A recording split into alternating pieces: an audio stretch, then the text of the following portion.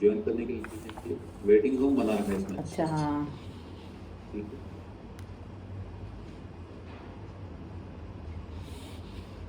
196 ठीक है।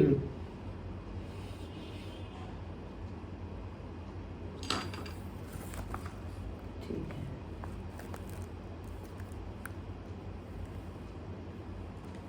गाथा नंबर 196। उत्तरपैडीषु पुनो मोहावर्णा हवन्ति हीणकमा अह्यकमा पुण्यनामा विघ्घायन भञ्जनं शेषे। उत्तरपयडीषु पुणो मोहावर्णा हवन्ति हीनकमा अय्यकमा पुण्यनामा विघ्घायन भञ्जनं शेषे। कौन पढ़ रहा आज? हम पढ़ रहे दीदी आज। हाँ पढ़िए। उत्तरपैडीषु पुणो मोहावर्णा हवन्ति हीणकमा अह्यकमा पुण्यनामा Recording in progress. यड़ा भंजनम शेषे। उत्तर प्रकृतियों में उत्तर पैडीसु पुनो, उत्तर प्रकृतियों में मोहावरणा, मोहनीय और आवरण के कितने भेद हैं?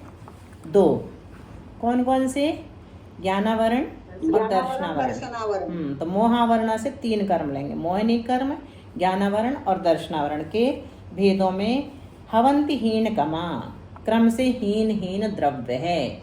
हीन हीन द्रव्य है, इसका अर्थ समझ में आ गया ना? देखो, एक समय प्रबद्ध बंध रहा है और वो 8 या 7 कर्म रूप कन्वर्ट हो रहा है। उनकी शक्ति यानी फल देने की शक्ति, अभी हम पढ़ रहे हैं अनुभाग, यहाँ पर अनुभाग ही चल रहा है। द्रव्य जो है वो शक्ति का बंटवारा हो रहा है, शक्ति अंशों का। तो कितने परमाणु ऐसे हैं जिनकी शक्ति ज्ञानावरण रूप कन्वर्ट हो जाएगी? कितने परमाणु ऐसे शक्ति के परमाणु जो दर्शनावरण रूप परमाणु कन्वर्ट हो जाएंगे? तो वही यहाँ पर बता रहे हैं कि वो हीन हीन क्रम से दिए जाएंगे। वो द्रव्य जो है हीन हीन क्रम से दिया जाएगा, जो कि मोहिनी कर्म में कन्वर्ट होने वाले हैं, ज्ञानावरण में कन्वर्ट होने वाले हैं अथवा दर्शनावरण में कन्वर्ट होने वाले। 8 कर्म रूप से कन्वर्ट हो जाते हैं अगर 8 कर्म का बंध होता है तो, और अगर 7 कर्मों का बंध होता है तो 7 कर्म रूप से कन्वर्ट हो जाते हैं एक समय प्रबद्ध के सारे परमाणु। तो यहाँ पर स्पर्धकों की बात चल रही है, ये शक्ति का कथन है। और जब स्थिति की बात चलती है तो निषेकों का कथन करते हैं, निषेक में कथन करते हैं।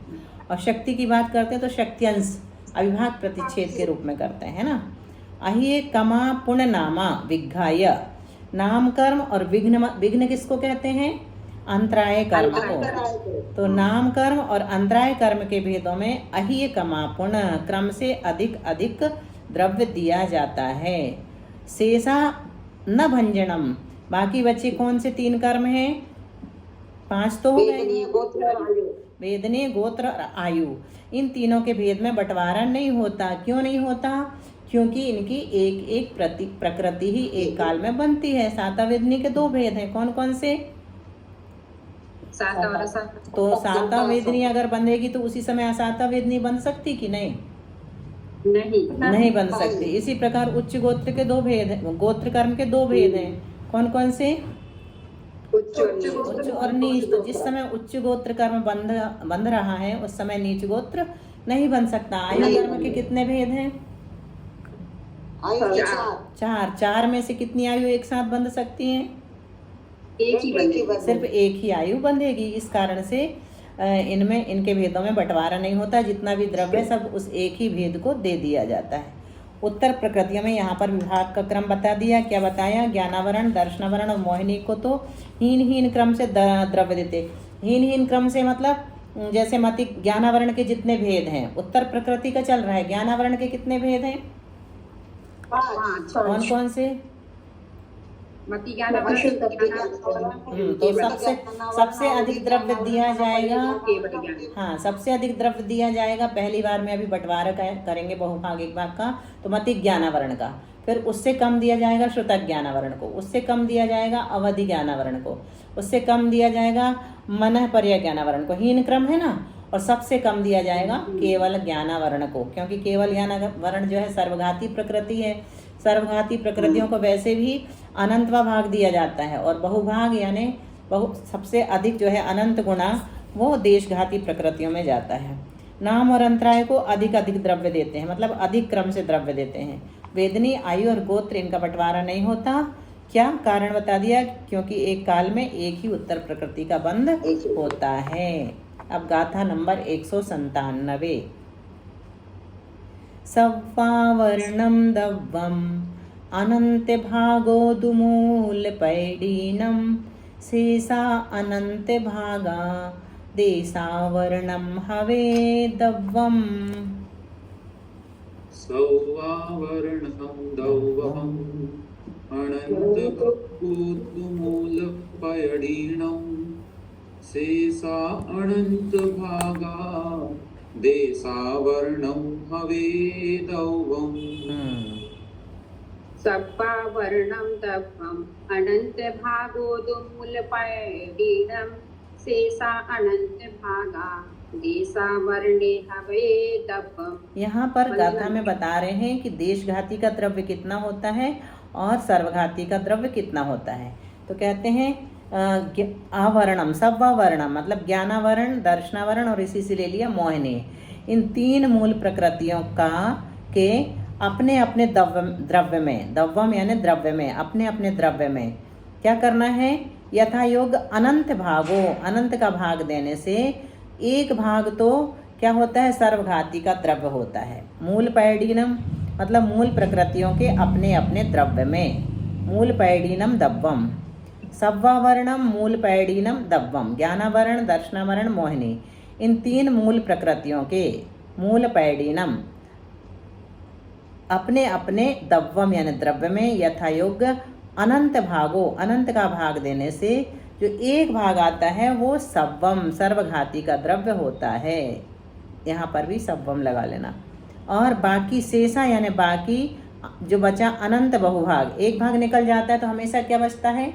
अनंत बहुभाग ही बचता है। बाकी जो बचा अनंत बहुभाग वो देशावर्णम हवे दव्वम, वह देशघाती प्रकृतियों का द्रव्य कहा जाता है। देशघाती प्रकृतियों के पास बहुत सारा द्रव्य होता है और सर्वघाती प्रकृतियों के पास बहुत थोड़ा सा हिस्सा आता है। तो घाती कर्म में कितने विभाग हैं? 2। कौन कौन से हैं घाती कर्म के भेद? सर्वघाती और देशघाती। तो सर्वघाती को कितना द्रव्य मिला? थोड़ा।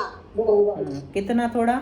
एक भाग उसको अनंत का भाग देने हाँ, से एक अनंतवा भाग। एक भाग मतलब अनंतवा भाग, मतलब मूल प्रकृति में अपने अपने यथा योग्य अनंत का भाग दिया, जो आया उसका एक भाग सर्वघाती को मिल गया और बहुभाग देशघाती को मिल गया। तो जो ज्ञानावरण का समय प्रबद्ध प्रमाण है, समय प्रबद्ध का प्रमाण है, उसे हमने अनंत का भाग दिया। ज्ञानावरण का जो समय प्रबद्ध है ना, उसको हमने अनंत का भाग दिया। जो आया वो उसका एक भाग तो सर्वघाती रूप परमाणु है और बहुभाग देशघाती रूप परमाणु है। इसी प्रकार दर्शनावरण का जो द्रव्य है पूरा का पूरा समय प्रबद्ध का प्रमाण, दर्शनावरण को जितना मिला उसमें हमने अनंत का भाग दिया। जो आया वो एक भाग तो सर्वघाती है दर्शनावरण का और बहुभाग जो है वो देशघाती है। देखिए घातीय कर्म में भी ज्ञानावरण, दर्शनावरण, इन सब में जो है देशघाती प्रकृतियाँ भी हैं, सर्वघाती प्रकृतियाँ भी हैं। तो जो देशघाती प्रकृतियाँ होती हैं उनमें सर्वघाती द्रव्य भी होता है और सर्वघाती स्पर्धक भी होते हैं और देशघाती स्पर्धक भी होते हैं। लेकिन जो सर्वघाती प्रकृतियाँ होती हैं उनमें सिर्फ सर्वघाती स्पर्धक ही होते हैं। ये विशेष बात याद रखने की है। जो सर्वघाती प्रकृतियाँ हैं उनमें एक ही प्रकार के स्पर्धक पाए जाते हैं। कौन से? सर्वघाती स्पर्धक। लेकिन जो देशघाती प्रकृतियाँ हैं जैसे मति ज्ञानावरण, श्रुतक ज्ञानावरण, अवधि ज्ञानावरण और मनःपर्य ज्ञानावरण, इन चार में तो देशघाती स्पर्धक भी पाए जाएंगे और सर्वघाती स्पर्धक भी पाए जाएंगे। स्पर्धक की बात है, प्रकृति तो देशघाती है लेकिन इनमें स्पर्धक 2 प्रकार के हैं। देशघाती प्रकृतियों में स्पर्धक 2 प्रकार के होते हैं। आ गई ना ये बात अच्छे से समझ में? ये आगे तक ध्यान रखना है कि देशघाती प्रकृति, इसीलिए उनका क्षय होता है दीदी। हाँ, इसीलिए क्षयोपशम, बिल्कुल ठीक पकड़ा। हाँ। इसी कारण से क्षयोपशम बन पाता, नहीं तो क्षयोपशम नहीं बनेगा, है ना? तो देशघाती प्रकृति, सर्वघाती है वहाँ क्षय नहीं बनेगा, वहाँ तो क्षय ही होगा या उदय होगा। हाँ बिल्कुल ठीक। देशघाती प्रकृतियों में देशघाती और सर्वघाती दोनों प्रकार के स्पर्धक हैं। स्पर्धक बता दिया, वर्णाओं के समूह को स्पर्धक कहते हैं ना, वर्ग के समूह को वर्ण, वर्णाओं के समूह को स्पर्धक कहते हैं, स्पर्धकों के समूह को गुणहानि। ये सब अपने आगे आगे आते जाएंगे। अतः देशघाती प्रकृतियों को दोनों में से द्रव्य प्राप्त होगा, क्योंकि देशघाती में दोनों प्रकार के स्पर्धक हैं, तो सर्वघाती भी मिलेंगे और देशघाती से भी मिलेंगे। सर्वघाती प्रकृतियों को मात्र सर्वघाती में से ही द्रव्य मिलेगा। अब गाथा नंबर 198 190। ज्ञानावरण कोई सर्वघाती होती है? हाँ, ज्ञानावरण में एक सर्वघाती, केवल ज्ञानावरण, बाकी तो चार उदय में आती है कभी? अच्छा, नहीं, केवल ज्ञानावरण। हाँ, उसका पूरी तरह से क्षय होगा तभी उसका उदय नहीं आएगा, सर्वघाती का कभी नहीं आएगा। नहीं, सर्वघाती का हमारे हमेशा उदय रहता है, हाँ, उदय रहेगा। हमेशा उदय रहता है। इस कारण से एक अंश मात्र भी ज्ञान नहीं हो पा रहा है। सर्वघाती स्पर्धकों का हमेशा उदय रहता है। दीदी दीदी हम्म दीदी, एक बार गाथा से फिर से अर्थ बताइए ना, गाथा से मिला के। सव्वा वर्णम 97 हाँ, ये सव्वा वर्णम दव्वम, यानी सव्वा वर्णम से क्या लिया? ज्ञानावरण, दर्शनावरण और मोहिनी। इन तीन मूल पैडीनम, मूल प्रकृतियों के दव्वम यानी अपने अपने द्रव्य में यथायोग्य अनंत भागों, अनंत का भाग देने से एक भाग तो सर्वघाती का द्रव्य होता है और शेषा यानी बाकी जो अनंत बहुभाग बचा, अनंत बहुभाग प्रमाण द्रव्य बचा, वो देशावर्णम हवे दव्वम, देशघाती प्रकृतियों का द्रव्य कहा जाता है। आया? जी दीदी। ठीक है। गाथा नंबर 198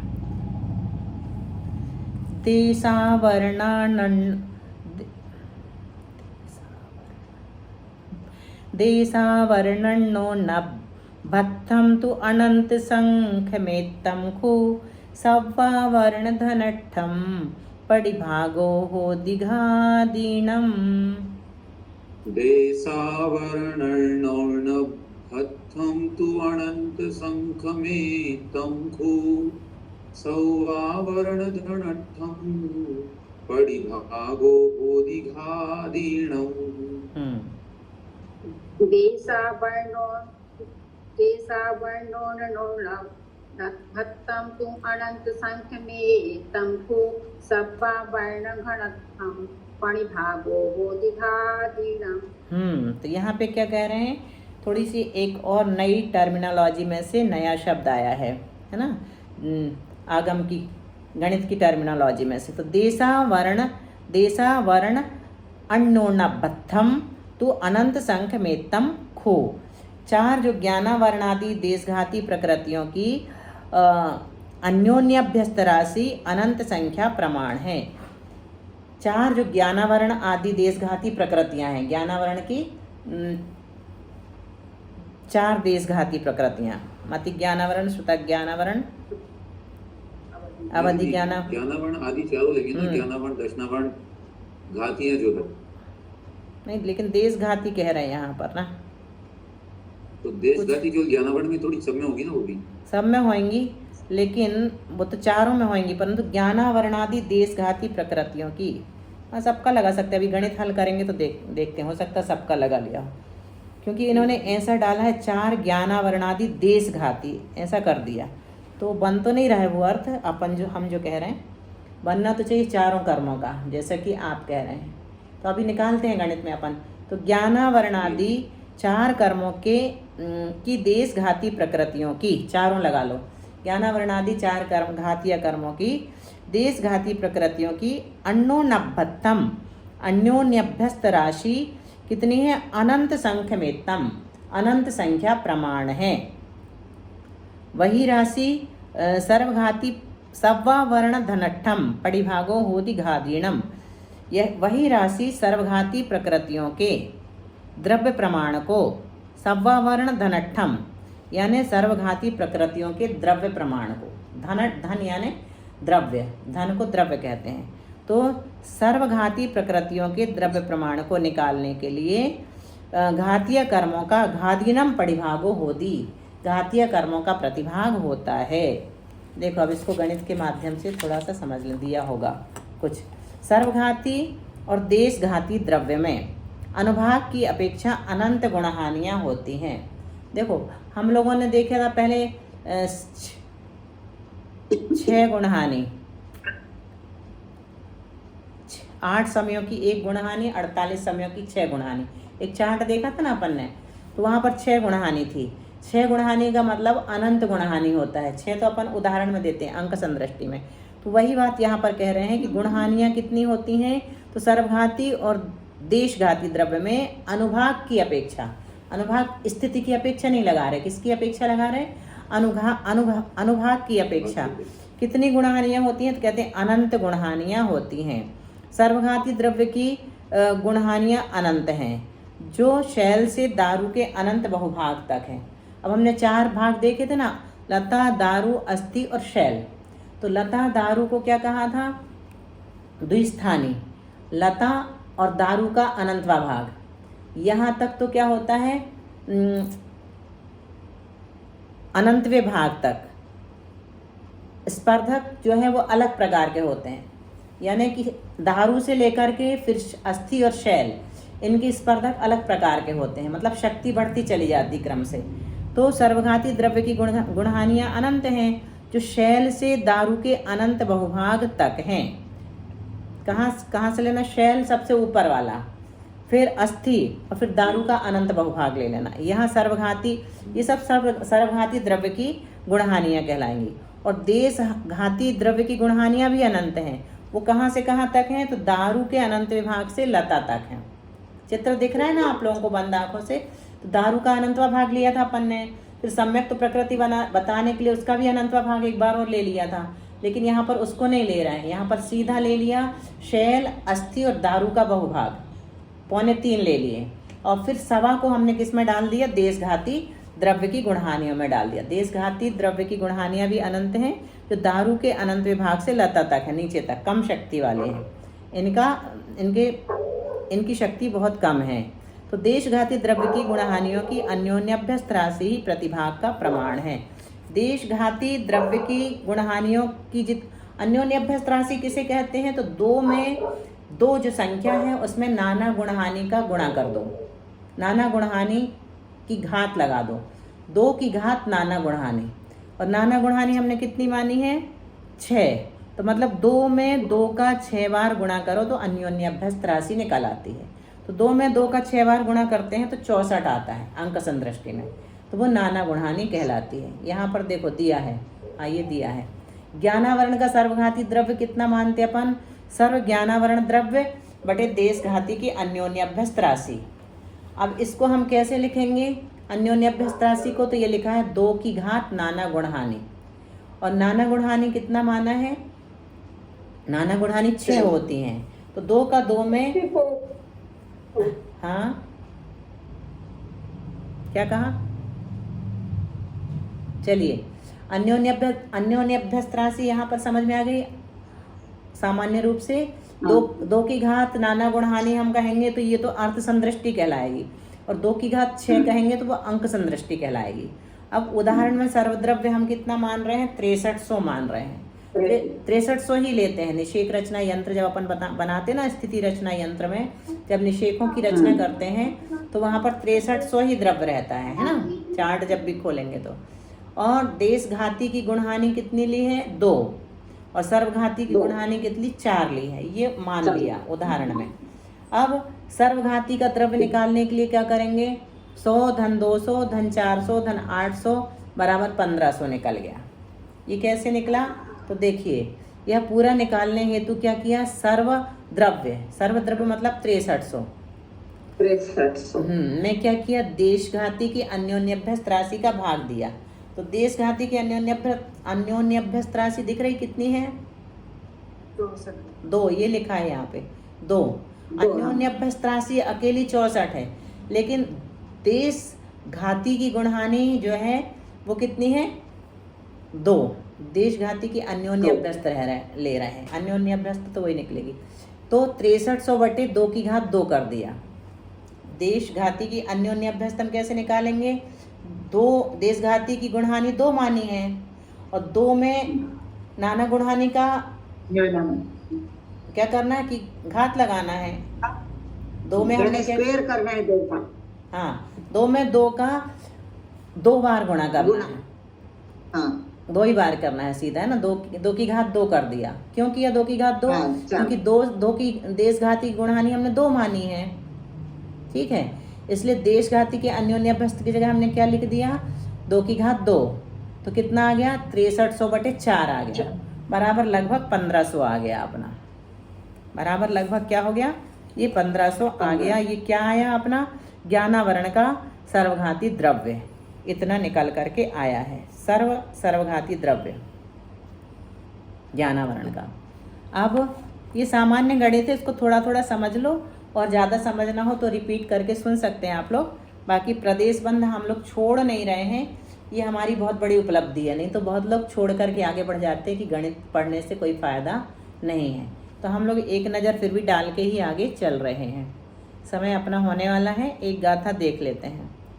सव्वावर्णं दव्वं विभज्य निज्जं तु उभय पैडीषु देशावर्णं दव्वं देशावर्णेषु नेविदरे। भैया म्यूट। सौवावर्णं दम्मं विभज्य निज्जं तु उभयपैडीषु देशावर्णं दव्वं देशावर्णेषु नेविदरे। सप्पावर्णं दप्पं विभज्यनित्यं तु उभयपैडीषु देशावर्णं दप्पं देशावर्णेषु नेविदरे। हाँ, यहाँ पर कोई नई बात नहीं बताई है, वही जो हम बात कर चुके हैं अभी इस गाथा के पहले ही बात यहाँ पर बताई जा रही है। क्या, सर्वघाती का द्रव्य, सव्वावर्णं दव्वं, सर्वघाती देशघाती उभय पैडीषु, मतलब सर्वघाती देशघाती दोनों प्रकृतियों में विभज्य निज्जम, भजनीय है, देना चाहिए, विभाग कर देना चाहिए, भजनीय नहीं, दोनों प्रकृतियों में विभाग कर देना। सर्वघाती का द्रव्य जो है वो दोनों को मिलेगा, सर्वघाती को और देशघाती को। देशघाती को क्यों मिल रहा है, कोई बताएगा? जल्दी से बताइए। कि दोनों प्रकृतियां है ना, देशघाती और सर्वघाती दोनों है उसमें। नहीं, प्रकृतियां नहीं, स्पर्धक। अच्छा।